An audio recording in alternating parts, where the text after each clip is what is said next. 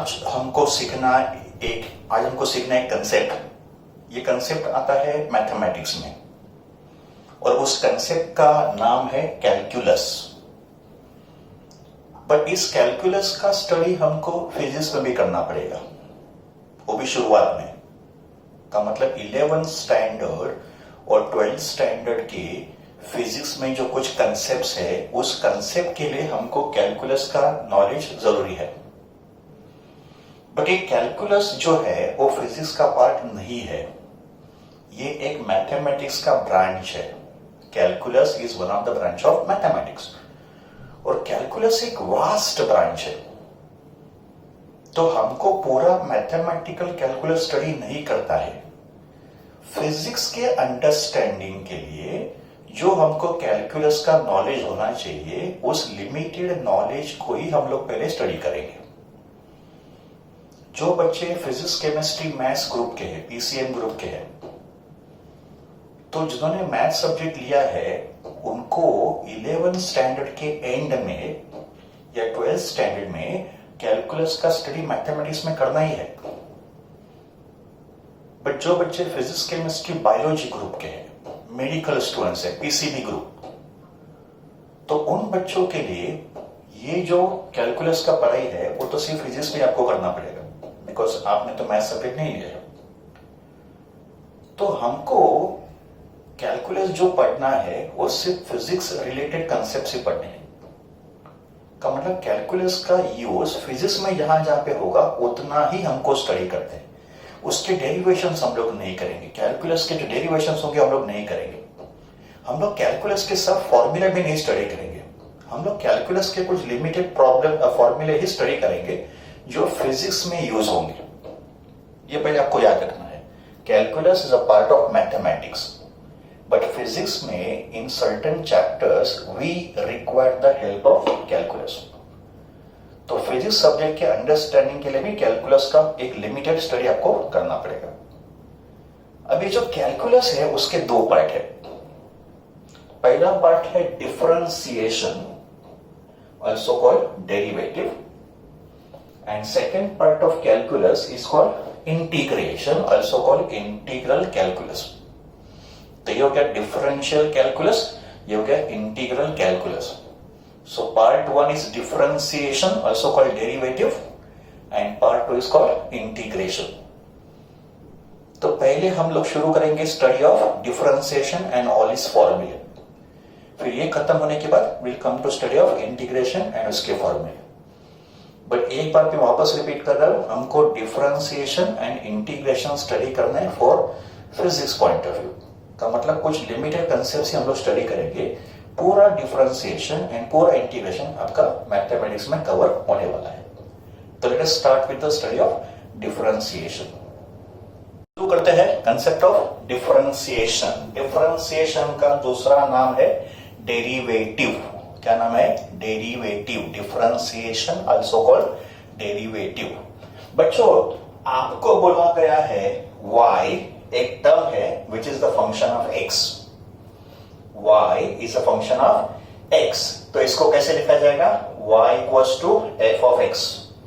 क्या बोलेंगे इसको? y is equal to f of x का मतलब y is a function of x। y is a function of x का मतलब y का value depends upon x। y का value depends upon x। In place of y we can take any other symbol. In place of x also we can take any other symbol.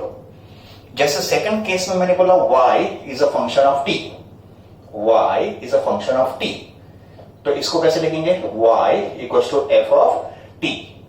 इसका मतलब क्या हो गया? y is a function of t।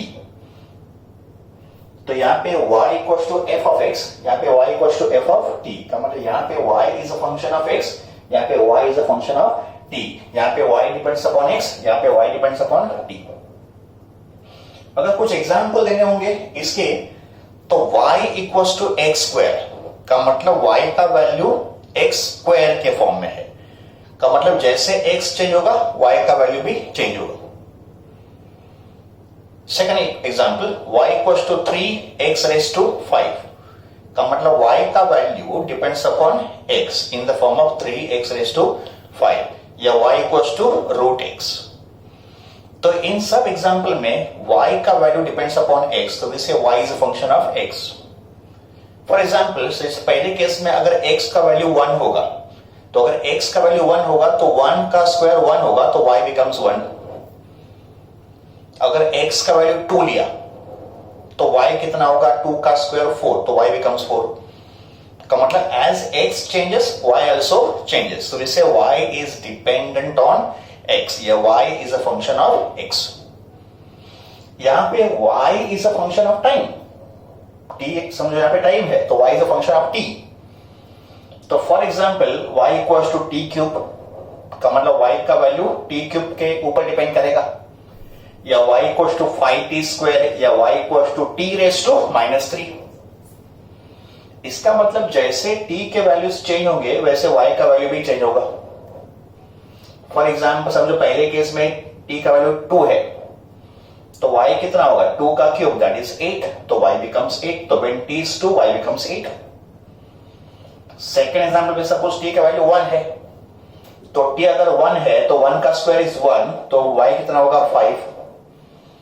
Next case में समझो t का value है 2, तो ये होगा 2⁻³ का मतलब 1/2³ दैट इज 1/8। तो जैसे t का वैल्यू चेंज होगा y का वैल्यू भी चेंज होगा। तो अगर y is a function of x, तो dy बाई dx,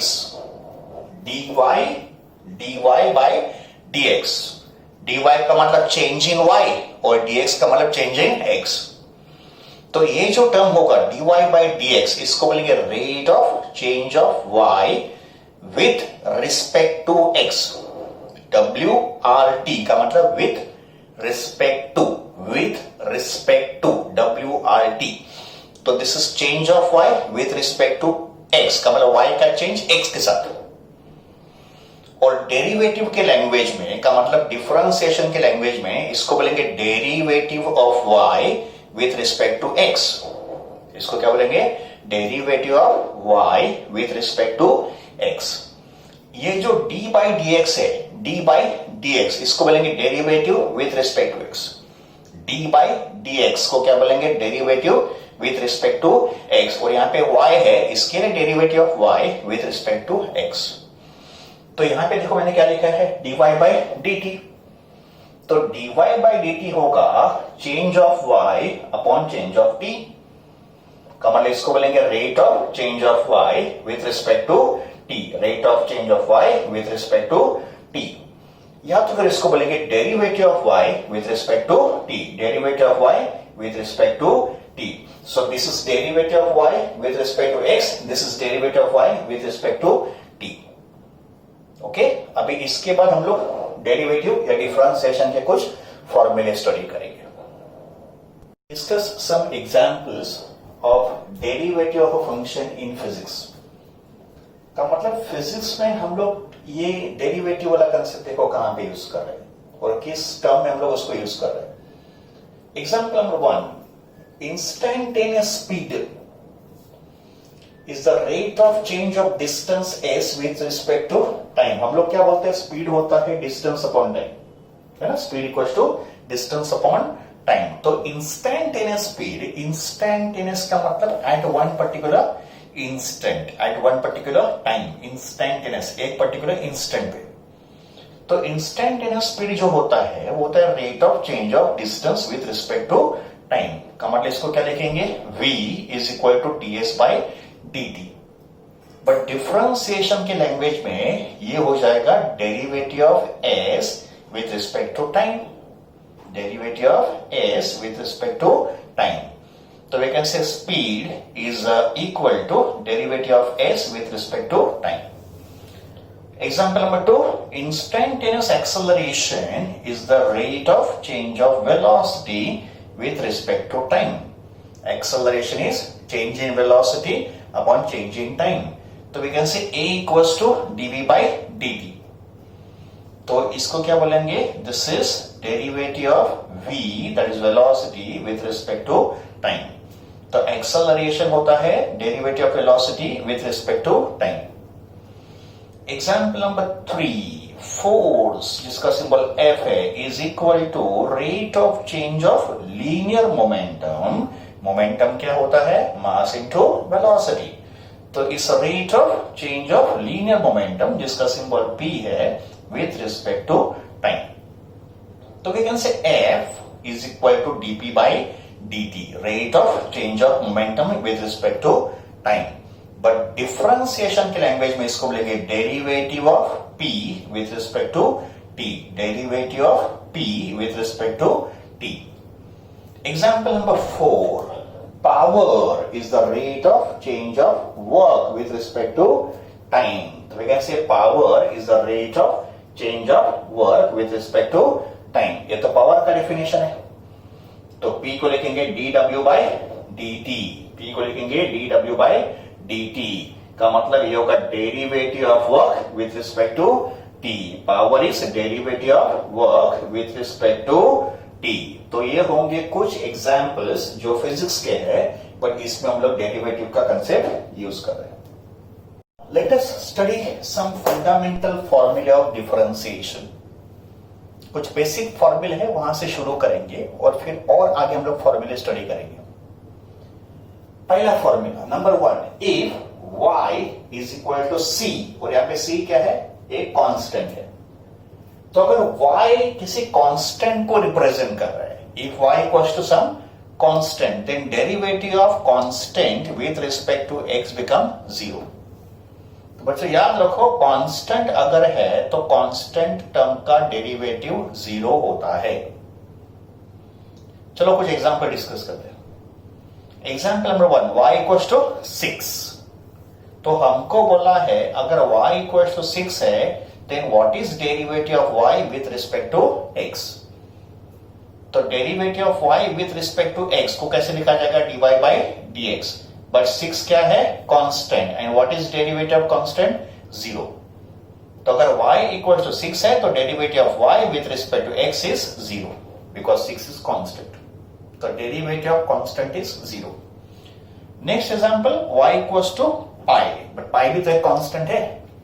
पाई का वैल्यू होता है 22/7 या पाई का वैल्यू होता है 3.142। तो इस केस में भी derivative of y with respect to x कितना होगा? 0, बिकॉज पाई का डेरिवेटिव 0 होगा because pi is constant. Example 3 में y equals to e। Mathematics में ये जो e होता है उसको बोलते हैं exponential. In mathematics e is called exponential, और इस e का वैल्यू होता है 2.718। जैसे पाई होता है 3.142, वैसे एक्सपोनेंशियल e का वैल्यू 2.718 होता है। बट ये भी एक कांस्टेंट टर्म है, तो derivative of y with respect to x कितना होगा? 0 का मतलब e का भी डेरिवेटिव 0 होगा। Let us come to rule number 2. In rule number 2, if y equals to c into x, और यहां पे भी c क्या है? एक कांस्टेंट है, c is one constant. तो अगर y equals to cx है तो derivative of y with respect to x will be equal to c into derivative of x with respect to x। का मतलब कांस्टेंट जो है वो डेरिवेटिव के बाहर आएगा। कांस्टेंट जो है वो डेरिवेटिव के बाहर आएगा। तो यहां पर मैंने क्या लिखा? c को लिखा बाहर, डेरिवेटिव किसका लिया? x का। पर derivative of x upon x का मतलब ये तो कैंसिल हो गया, का मतलब इसका वैल्यू तो 1 हो गया, का मतलब आंसर क्या हो गया? c। तो if y equals to cx और c एक कांस्टेंट है तो derivative of y with respect to x will be equal to c, का मतलब that constant itself. For example, if y equals to 8x, where 8 is number, का मतलब 8 तो constant है, तो derivative of y with respect to x will be equal to x is equal to 8 into derivative of x with respect to x, and that is equal to 8। का मतलब ये जो c है ना वो यहां पे 8 हो गया।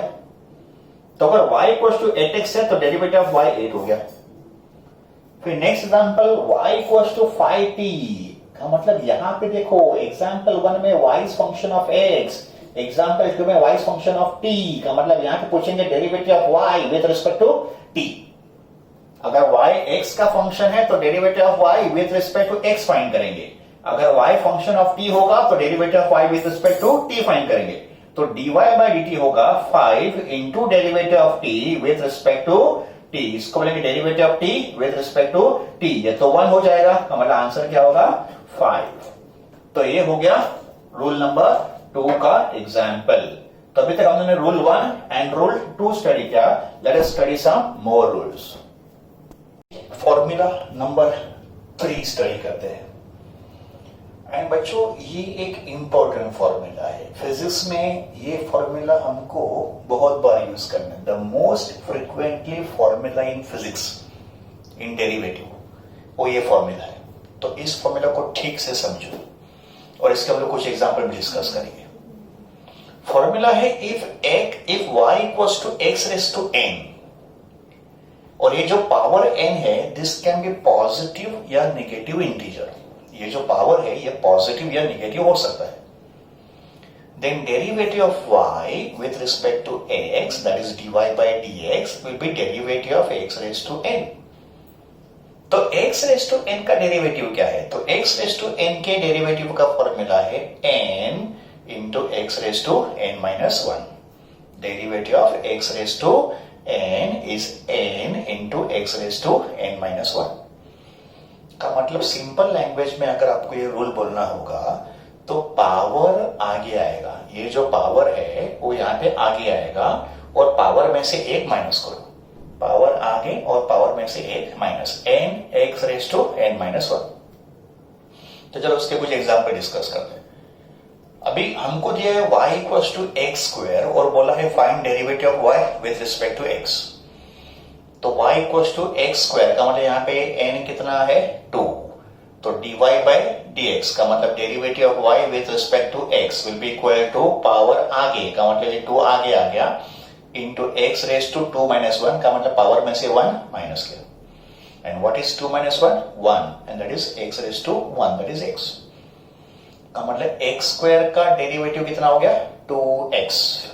डेरिवेटिव ऑफ x स्क्वायर कितना आ गया 2x, okay, as per this formula.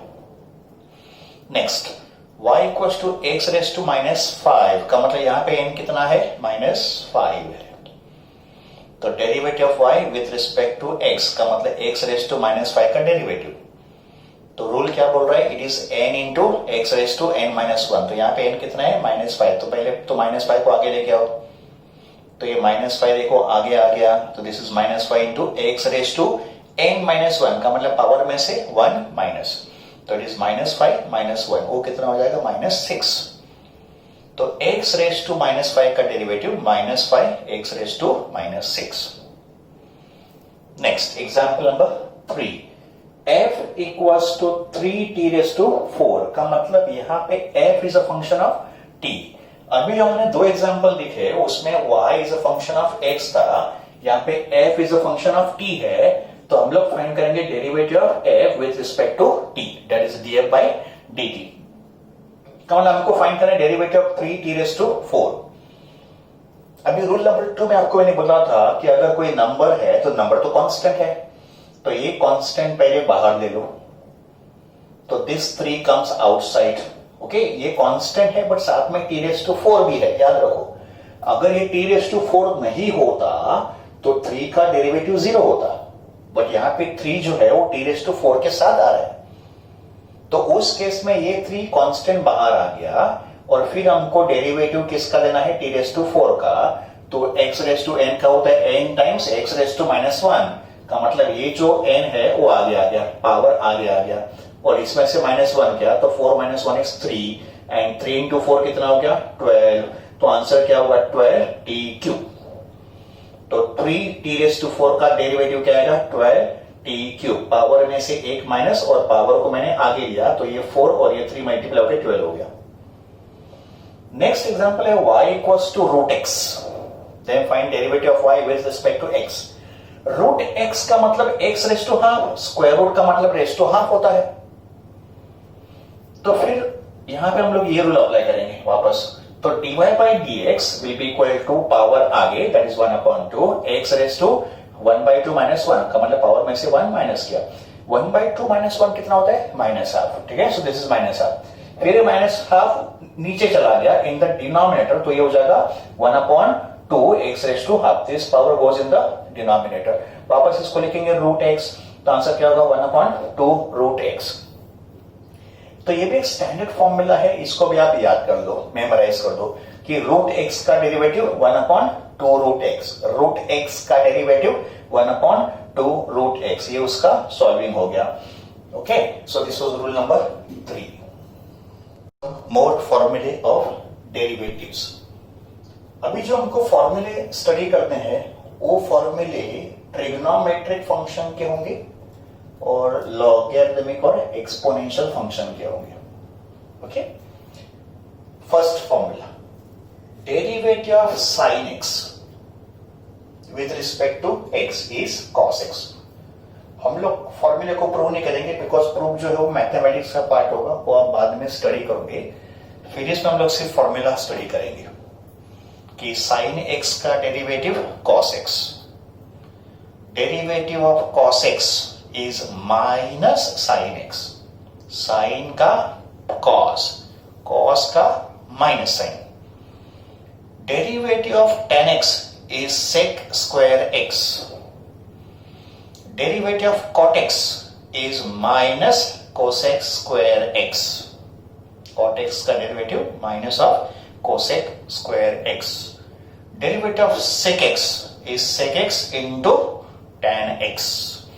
And derivative of cosec s is minus cosec x into cot x. तो ये होंगे डेरिवेटिव के फॉर्मूले of trigonometric function. I repeat, derivative of sin x cos x, derivative of cos x minus sin x, derivative of tan x sec square x, derivative of cot x minus cosec square x, derivative of sec x into tan x, derivative of cosec x minus cosec x into cot x. Okay, तो ये फॉर्मूले आपको memorise करने हैं, इनका हमको use करने पड़ेंगे इन फिजिक्स कैलकुलेशंस. इसके प्रूफ जो है वो मैथमेटिक्स में अलग से स्टडी करोगे. Okay, Now, derivative of trigonometric or exponential functions. पहला फॉर्मूला, derivative of log x. तो log x का derivative with respect to x कितना होता है 1/x. तो derivative of log of x 1/x. Derivative of e raised to x. What is e? Exponential. And e का value कितना होता है 2.718. It's a constant value. तो derivative of e raised to x is e raised to x, no change. e raised to x का derivative e raised to x ही होता है, no change. फिर derivative of a raised to x, derivative of a raised to x, तो a raised to x का derivative होता है a raised to x into log a. a raised to x का derivative a raised to x into log a. फिर next formula, derivative of e raised to u. Derivative of e raised to u is e raised to u into derivative of u with respect to x. इसमें और इसमें difference देखो, यहाँ पे function x था, यहाँ पे टर्म x था और डेरिवेटिव भी x के साथ हो रहा है, इसके लिए सिर्फ e raised to x आ गया. बट यहाँ पे exponential e raised to u है और यहाँ पे फंक्शन तो x है, तो हमको क्या किया, वापस u का डेरिवेटिव लिया. ठीक है, तो ये डिफरेंस आप समझ लो. It was only e raised to x, तो it is e raised to x. x के साथ x, पर यहाँ पे u के साथ x है ना, तो यहाँ पे क्या लिखेंगे, पहले e raised to u लिखेंगे और उसके बाद u का डेरिवेटिव अलग से लेंगे. तो derivative of e raised to u is e raised to u du by dx. तो ये होंगे कुछ फॉर्मूले of trigonometry functions and logarithmic and exponential functions.